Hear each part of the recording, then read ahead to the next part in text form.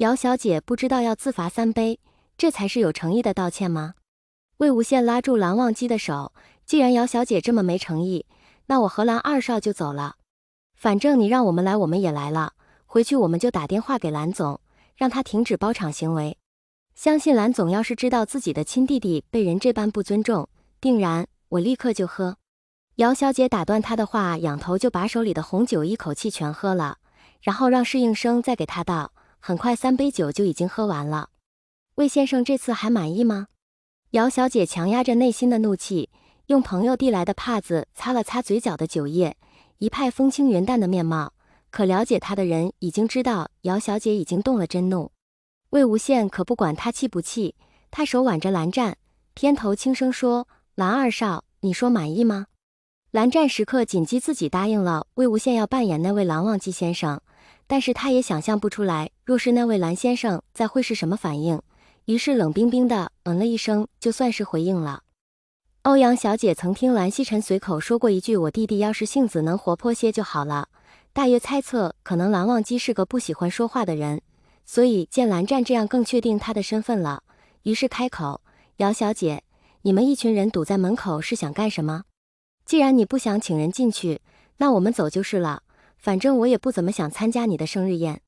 要不是他爸和姚董事长还有几分交情，他才不会答应过来呢。”众人原本答应姚小姐帮他辨认蓝二少的身份，可他们这些小家族怎么可能接触到蓝家人，不过是笃定蓝人是假的罢了。可现在这个样子，他们也不确定这位蓝二少是不是真的了，一个个挤出讨好的笑迎接魏无羡和蓝湛进去。这是个假面舞会，所以进去的人都得戴上面具。魏无羡挑了个银白色的踮起脚尖给蓝忘机戴上，自己戴了个暗红色的，他又是一身黑色礼服，看上去居然有几分像吸血鬼。他与蓝湛一个天堂一个地狱，矛盾十足，又是一叶一欧，看起来十分般配。哼，估计是打肿脸充胖子。有一位姚小姐的好友见他们进了彩衣轩后，压低了声音在姚小姐耳边说：“既然你觉得他们是冒充的，那他们为了不露馅，冒充前肯定也做好了功课。这里是彩衣轩，我们没见过蓝二少，不代表他们这的工作人员没见过。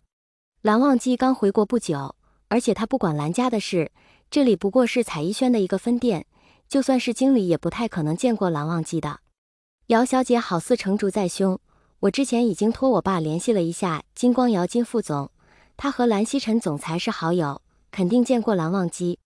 你确定金副总会来？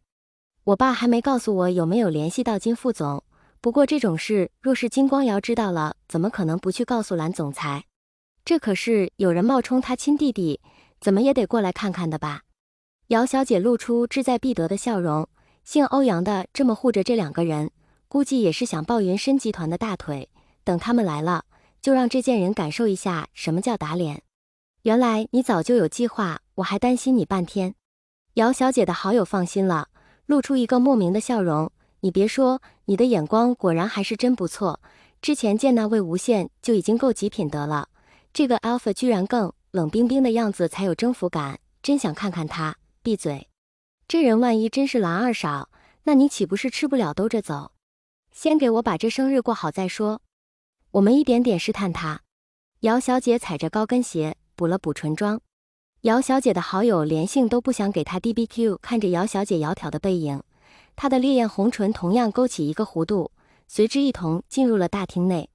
姚小姐面对从小一起长大的好闺蜜，自然是无话不谈，两人私生活一样混乱，连 Omega 或者 Alpha 都共享过。当初要不是因为姚小姐身边有那个极强的 Alpha 管家，她恐怕自己都要向魏无羡下手了。蓝湛，你觉得还好吗？魏无羡环顾四周，没有发现上次那个 Alpha 管家，便放下心来。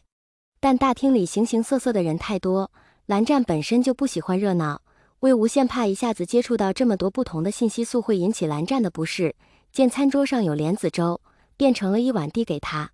蓝湛小口小口地吃着粥，他靠近魏无羡的后颈处，呼吸着他信息素的味道，心里才定了定，没事，我们待一会儿就走吧，反正你是蓝二少爷，他们也不会不长眼来为难你。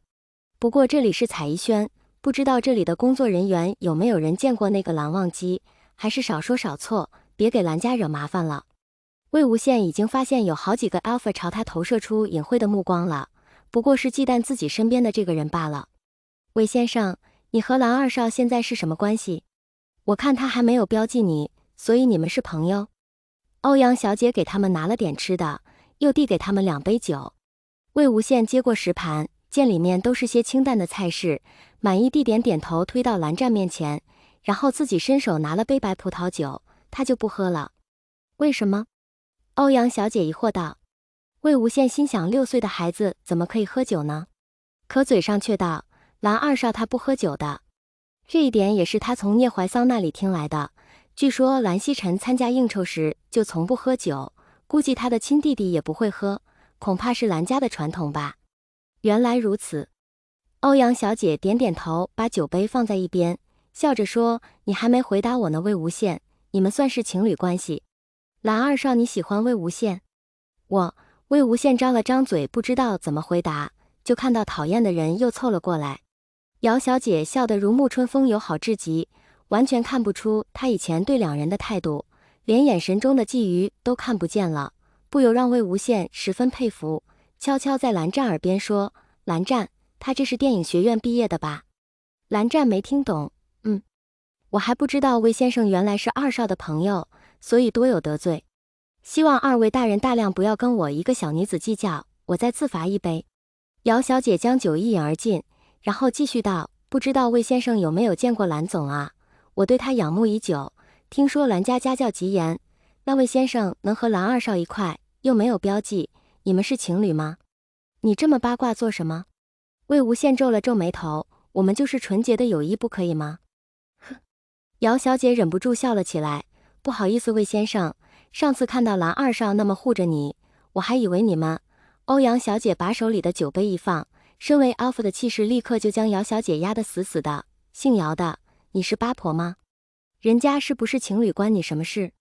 你们姚家这是缺钱，连大小姐都跑出来当狗仔了。姚小姐脸上的表情差点绷不住，你别以为你跟云梦集团关系亲密就可以这么嚣张，这里可不是云梦，这里也不是兰陵啊，你以为你们姚家攀上金家的高枝儿就可以目空一切？别忘了江家大小姐可是嫁给了金家的少东家，就算你们可金光姚金副总关系好，那总是不一样的。我看就算是金副总眼里，也没把你们姚家放在眼里过吧。欧阳小姐和姚小姐是多年不对付得了，她最喜欢戳对方痛处，看到她气急败坏的表情，欧阳小姐就觉得十分痛快。蓝湛看着2个女人针锋相对的样子有些无措，而且欧阳小姐是个 Alpha， 她身上无意识放出的信息素令靠近她的蓝湛心里莫名烦躁，她拉着魏无羡的手腕轻轻摇了摇，